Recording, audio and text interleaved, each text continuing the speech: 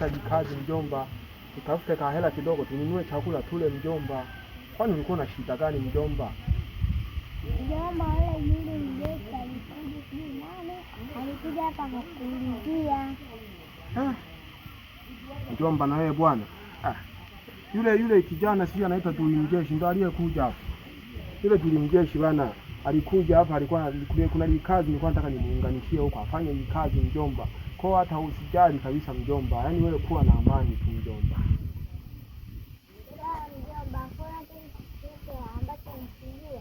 Hamna kitu chochote mjomba kinachoharibika, wewe kuwa na amani kabisa mjomba. Mimi nikienda kupata huko naleta na zawadi mjomba, tunakula huko ndani. Naleta hata tikiti maji tunakula mjomba, tunakuwa vizuri kabisa. Si unajua mjomba mimi mzee wa zawadi mjomba.